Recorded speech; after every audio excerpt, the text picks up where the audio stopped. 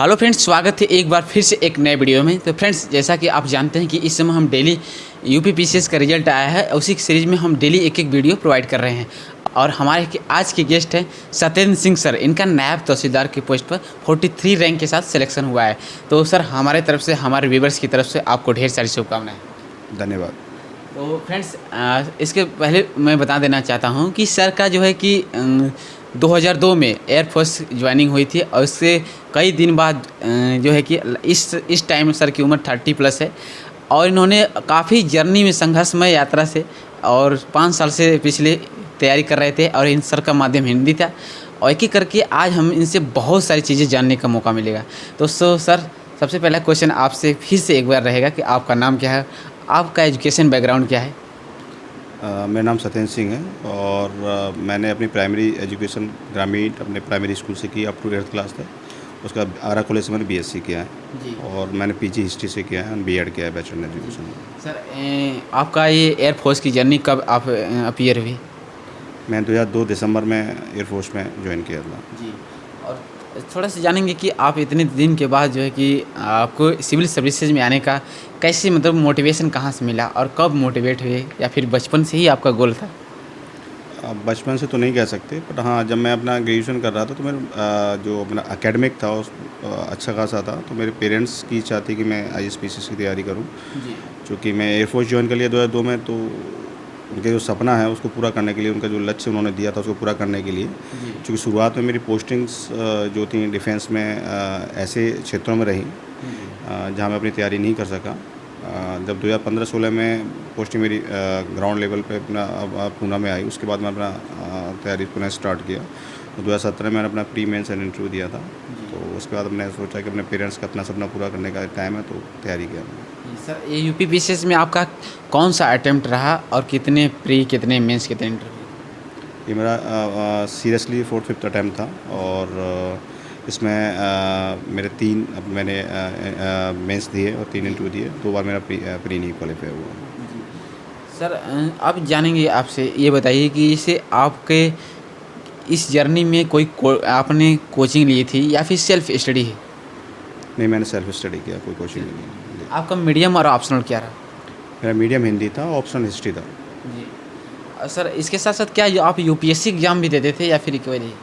नहीं, यूपीएससी नहीं दिया मैंने। 2009 में यूपीएससी दिया था, नहीं हुआ। उसके बाद सीसीएट आया, तो उसके बाद मैं छोड़ दिया था उसको, क्योंकि मैं उस हिसाब से मैं वो प्रिपेयर नहीं कर पा रहा था डिफेंस में रह के। अगेन मैं 2015-16 से फिर मैंने पीसीएस पे कंसंट्रेट किया, और फिर उसके बाद मैं इसी में कंटिन्यू दे रहा हूँ।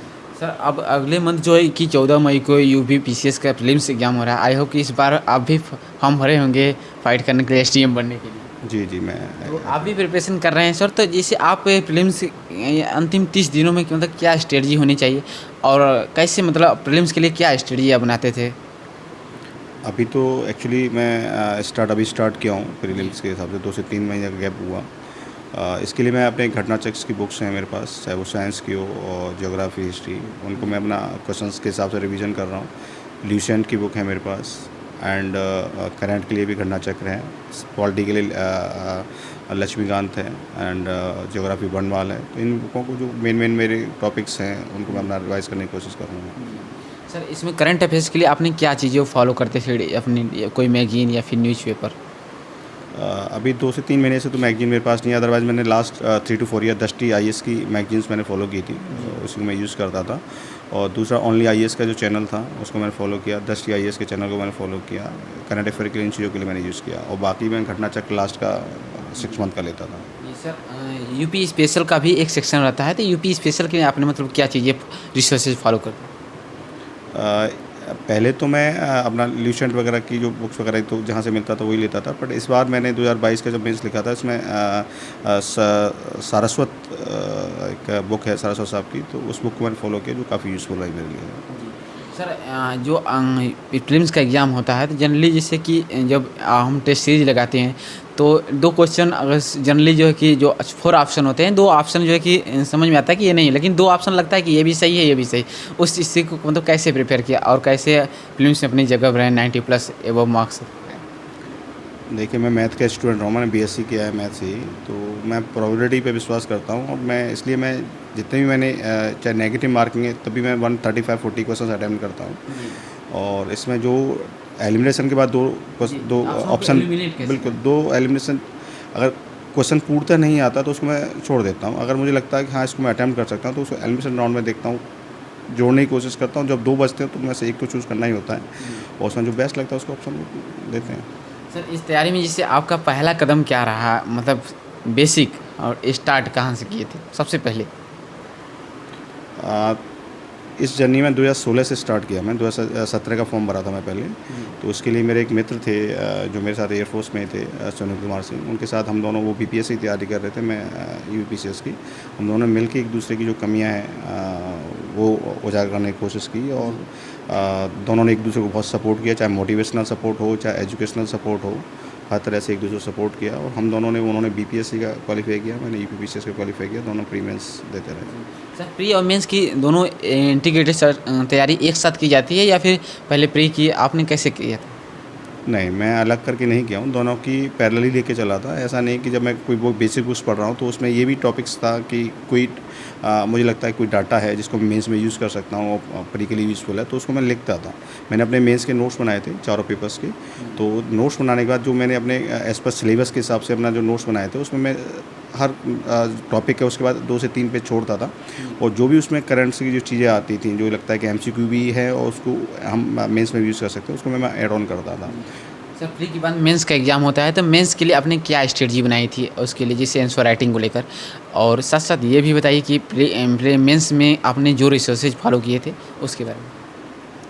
अब मेंस के लिए पहले तो मैं सेल्फ स्टडी और सेल्फ ही हम, जैसे मैंने आपको बताया कि मेरे एक मित्र सुनील कुमार सिंह, इवन जब हम दोनों की पोस्टिंग अलग अलग आ गई तो 2022 वाला मैंने जो मेंस दिया था उसके लिए मैंने मेंस की टेस्ट सीरीज़ ज्वाइन की थी, जिसमें दृष्टि आईएएस की थी और यूथ आईएएस की थी। तो जहाँ पे काफ़ी यूज़फुल रही मेरे लिए। उसे न केवल स्पीड, जो अपना राइटिंग स्पीड है वो उसमें सुधार हुआ और उससे अपनी खामियां पता चली। दूसरा कंटेंट कैसे डालना है करंट का, वो चीज़ें, एंड आपकी जो ग्रामेटिकल मिस्टेक्स हैं उनका पता चला।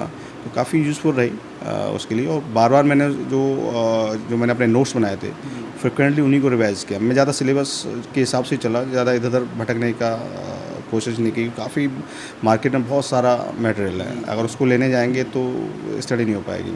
मैंने एज़ पर सिलेबस अपने नोट्स बनाए, सिर्फ उन्हीं को मैंने रिवाइज़ किया और उसमें करंट का जो डाटा है वो ऐड ऑन किया। That's all. टारगेट करके आप पढ़ाई अपनी डेली करते थे, वीकली या मंथली, या फिर ऐसे कोई आप डेली, मतलब कैसे रूटीन आपका क्या रहता? देखिए, जैसे मैं बताया कि मैं डिफेंस में था तो वहाँ पे कुछ ऐसा टारगेट नहीं कर सकते, क्योंकि डिफेंस में जॉब होता है, हमें जॉब में भी जाना है। तो जब समय खाली लीजर टाइम मिलता था आने के बाद, ऑफिस से आए उसके बाद जो समय मिलता था उसको हम यूज़ करने की कोशिश करते थे। किसी दिन ऐसा होता था 1 आधा घंटे ही मिल पाता था, कभी कभी होता था कि सैटरडे संडे 8-10 घंटे 12 घंटे मिल गए।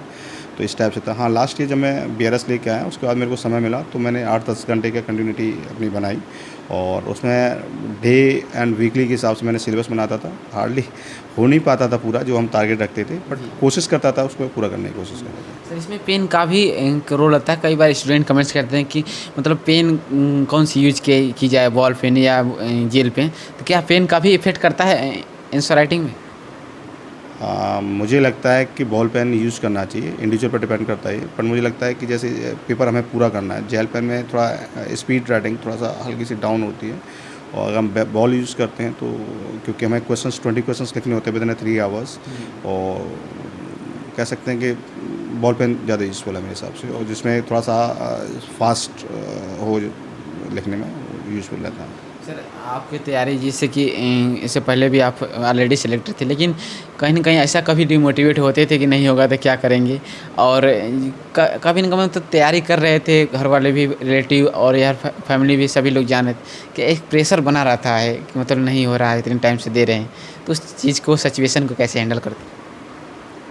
ये तो हर किसी के साथ आता है कि नहीं होगा तो हाँ, मैंने अपने लिए सेकंड ऑप्शंस रखा था, क्योंकि मैंने बीएड कर रखा है, एमए कर रखा है। तो उसके बाद मुझे ये था कि टीचिंग लाइन में मैं अपना जा सकता हूँ, तो एक सेकंड ऑप्शन मेरे पास था।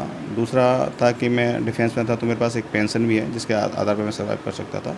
और तीसरा ये था कि मैं श्योर तो था कि कुछ मार्क्स से मेरा रुक रहा था लास्ट 2 to 3 ईयर्स से। तो इस बार मैंने अपना बीआरएस लेने के बाद तैयारी अच्छे से की और 100% दिया।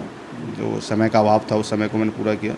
तो इस बार मेरे एग्ज़ाम्स अच्छे गए थे, मेंस वगैरह, तो आई वाज क्विट श्योर कि इस बार हो जाएगा मेरा। हो सर गया। मैं जो है कि इतने 5 टाइम्स आपने अपीयर हुआ इस एग्ज़ाम में, तो थोड़ा सा ये बताइए कि इससे पहले वो क्या मिस्टेक रही 3 टाइम्स जो ने आपने इंटरव्यू तक पहुँचे, तो फाइनली इस बार सिलेक्शन हुआ। तो इससे पहले जो क्या कमियाँ रहीं, सबसे बड़ी मिस्टेक जो एक न्यू स्टूडेंट को नहीं करनी चाहिए वो? देखिए 2017 में पुराना पैटर्न था, जी। तो वो मैंने फर्स्ट अटैम्प्ट दिया था जिसमें मैंने कोई टेस्ट सीरीज ज्वाइन नहीं की थी, कोई गाइडेंस नहीं थी।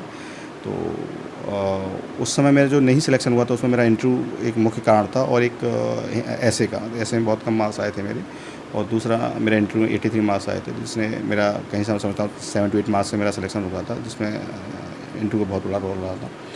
2019 की अगर बात करें तो उसमें फिर पैटर्न चेंज हुआ, उसमें अपना CSET वाला अपना वो UPSC पैटर्न आ गया था, 1 सब्जेक्ट वाला।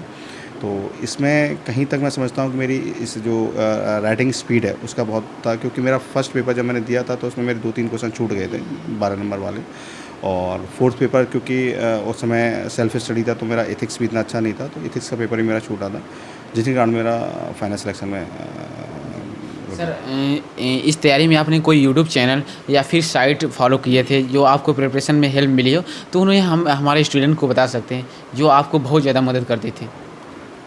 इसमें मैंने ऑनलाइन IAS, ओनली IAS का यूज़ किया था, दृष्टि IAS यूज़ किया था, इन 2 चैनल्स को मैंने फॉलो किया था। और कोई साइट वुड आपको जो?